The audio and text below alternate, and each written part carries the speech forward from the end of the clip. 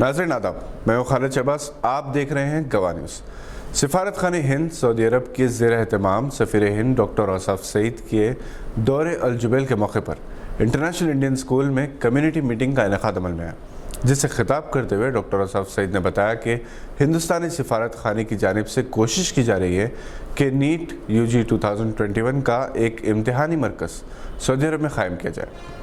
وزارت تعلیم حکومت ہند کی جانب سے اس سلسلے میں فیصلے کا انتظار کیا جا رہا ہے۔ انہوں نے بتایا کہ سعودی عرب کی حکومت اپنی مملکت میں ہندوستانی یونیورسٹیز کے کیمپس کے قیام کا خیر مقدم کر رہی ہے۔ اس سلسلے میں IIT دہلی اور سعودی حکومت کے درمیان مذاکرات جاری ہیں۔ ڈاکٹر اوصاف سعید نے بتایا کہ 400 ہندوستانی طلباء کو 12ویں جماعت کی تکمیل کے بعد سعودی یونیورسٹیز میں اسکالرشپ کے مواقع حاصل ہیں، تاہم تارکین وطن میں اس سلسلے میں شعور کی کمی کی وجہ سے داخلوں کی شرح کم ہے۔ سفارت خانہ ہند شعور کی بیداری اور سعودی عرب میں مقیم تارکین وطن کے بچوں کی اعلیٰ تعلیم کے لیے اقدامات کرے گی۔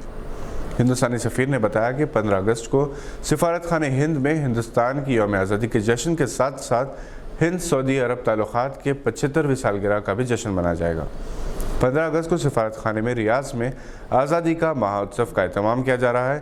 اس موقع پر کئی اہم اقدامات کیے جائیں گے۔ انہوں نے اس بات کا تیقن دیا کہ سعودی عرب میں لاک ڈاؤن کی وجہ سے وطن میں رہ گئے تارکین وطن کو واپس لانے کے لیے ممکنہ اقدامات کیے جائیں گے۔ ارباب مجاز سے حوصلہ افزا تعاون حاصل ہو رہا ہے۔ وندے بھارت مشن فلائٹس کے ذریعے 6 لاکھ ہندوستانیوں کو کووڈ لاک ڈاؤن کے دوران وطن واپسی میں ہندوستانی سفارت خانے نے مدد کی ہے۔ انہوں نے سماجی خدمت گزاروں اور تاجر برادری کو مشورہ دیا کہ وہ مالی بحران سے دوچار تارکین وطن کے بچوں کی فیس کی ادائیگی کے لیے دست تعاون دراز کریں۔ انہوں نے سعودی عرب جنرل انویسٹمنٹ اتھارٹی سے جو وزارت سرمایہ کاری ہو گئی ہے، اس سے رجسٹرڈ ہندوستانی بزنس کمیٹی سے تعاون کی پیشکش کی۔ نائب ناظم الامور N Ram Prasad, secretary political information Mrs Ritu Yadav, Asim Anwar, second secretary for economics and commerce اس موقع پر موجود تھے۔ الجبیل میں مقیم Mumtaz Naraiz, doctor Naushad Ali, principal international Indian school Jubail, Jalil Ansari, chairman vision trust NRI forum, Waheed Latif, Anis Bakhsh, Deepak Parlikar, Meraj Ansari, Rehan Aslam اور آصف شیخ نے بھی اظہار خیال کیا۔ عالمہ ڈاکٹر نوہرا شیخ، چیئرمین اور مینیجنگ ڈائریکٹر ہیرا گروپ نے سپریم کورٹ کی جانب سے عبوری ضمانت کو مستقل ضمانت میں تبدیلی کے احکامات جاری کیے جانے پر اللہ رب العزت کا شکر ادا کرتے ہوئے اس عزم کا اعادہ کیا کہ نہ صرف وہ اپنے تمام سرمایہ کاروں کے اعتماد کو برقرار رکھیں گے بلکہ ہیرا گروپ کی تجارتی سرگرمیوں کو کئی گنا زیادہ وسعت دیں گے۔ یہاں یہ بات قابل ذکر ہے کہ سپریم کورٹ نے ہیرا گولڈ گروپ کی مینیجنگ ڈائریکٹر عالمہ ڈاکٹر نوہرا شیخ کی عبوری ضمانت کو مستقل ضمانت میں تبدیل کرتے ہوئے احکامات جاری کیے ہیں۔ عدالت عالیہ نے نوہرا شیخ کی درخواست خصوصی نظر ثانی کو قبول کرتے ہوئے احکام جاری کیے ہیں۔ سماعت کے دوران ایڈیشنل سالیسیٹر جنرل سوریہ پرکاش ویراجو نے سپریم کورٹ سے یہ کہا کہ وہ مختلف ریاستی حکام اور خانگی پارٹیوں سے رابطہ قائم کرتے ہوئے ایسے انتظامات کریں گے تاکہ سرمایہ کاروں کو ان کی رقومات واپس لوٹائی جا سکے۔ عدالت نے جاری کیے گئے احکام میں یہ کہا کہ مختلف ریاستی حکام ایڈیشنل سالیسیٹر جنرل سے تعاون کریں اور اس مسئلے کا حل نکالیں۔ سپریم کورٹ نے اس کیس سے متعلق رپورٹ فورنسک لیبارٹری صنوع درکار ہونے پر ناراضگی ظاہر کی اور سرکاری وکیل کو یہ احکام دیا کہ وہ اس سلسلے میں بھی مؤثر کارروائی کرے، اور یہ سوال کیا کہ 2 سال طویل عرصہ ہونے کے باوجود بھی FSL یعنی فورنسک سائنس لیبارٹریز رپورٹ داخل نہیں کی گئی اور اس کی وجہ بھی معلوم کریں۔ سپریم کورٹ نے یہ واضح طور پر کہا کہ ہیرا gold group managing director Nohra شیخ کے معاملے میں صرف ایڈیشنل سالیسیٹر جنرل کی رپورٹ پر ہی مزید کیس کی پیش رفت کی جائے گی۔ واضح ہے کہ جاریہ سال جنوری میں سپریم کورٹ نے نوہرا شیخ کی عبوری ضمانت قبول کرتے ہوئے رہائی کا حکم دیا تھا۔